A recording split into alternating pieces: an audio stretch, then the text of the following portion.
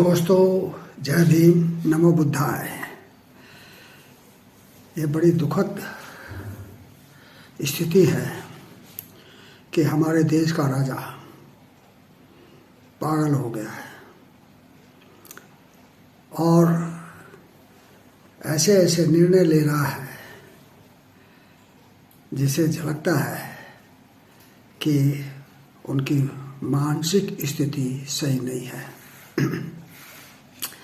अब देखिए, हमारे राजा को बहुत घमंड था कि हमारे पास अकूत पैसा है, हम जिसे चाहे खरीद सकते हैं, जैसे चाहे हम सरकार बना सकते हैं, जिसकी सरकार चाहे गिरा सकते हैं। लेकिन ऑपरेशन कमल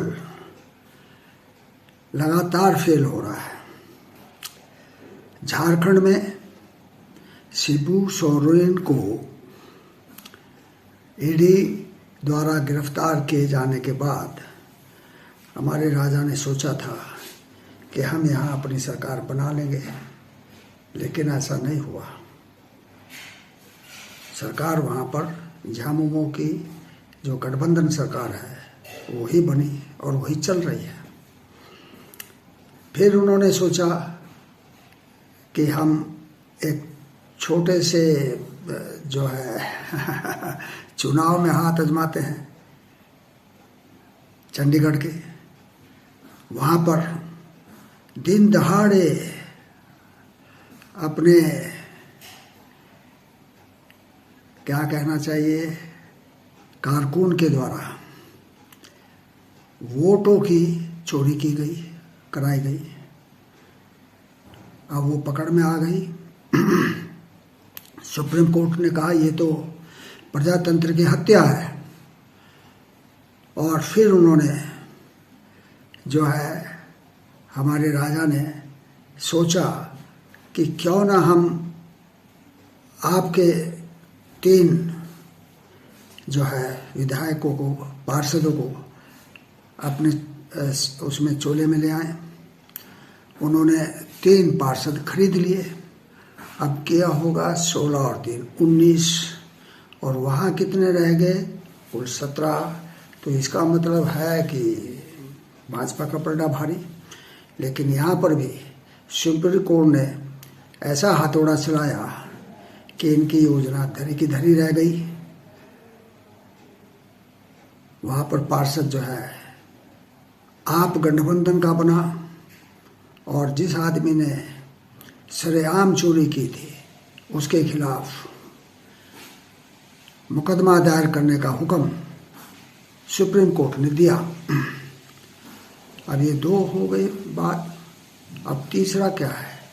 तीसरा हिमाचल। हिमाचल में इन्होंने सोचा था कि हम वहाँ की सरकार गिरा देंगे। ऐसा उन्होंने कुचक्र रचा कि लगता था कि हिमाचल की सरकार, कांग्रेस की सरकार नहीं बचेगी। लेकिन वहाँ पर संकट मोचक के रूप में डी शिव कुमार आए और उन्होंने भाजपा के पैतरे से ही भाजपा को हिमाचल में मात दे दी। भाजपा का पैतरा आप समझ रहे हैं ना, जो उन्होंने दिल्ली में केंद्र सरकार में रचा था। 150 सांसद जो है डिसमिस कर दिए गए, निकाल दिए गए। तो वही पैतरा हिमाचल में काम आया, और भाजपा के 15 विधायक निलंबित कर दिए गए, और जो है वित्त विधेयक पास करा लिया सुक्खू सरकार ने। तो ये 3 उनकी जो है नाकामी है, इससे हमारे राजा का दिमागी संतुलन बिगड़ गया। कहा भाई ये क्या हो रहा है, ये तो गलत है। तो उन्होंने अब अखिलेश यादव के खिलाफ ईडी का सम्मन भिजवाया। वैसे वो आपके सुप्रीमो के खिलाफ भी, केजरीवाल के खिलाफ सम्मन भिजवा चुके हैं। 8 सम्मन आ चुके हैं, लेकिन जो है केजरीवाल ईडी के सामने उपस्थित नहीं हुए। तो उन्होंने अब ये किया कि भाई चलो अखिलेश को भी फंसाओ। तो ये सब चीज़ें जो हैं ये दर्शाती हैं कि हमारा जो राजा है वो बौखलाया हुआ है और उसकी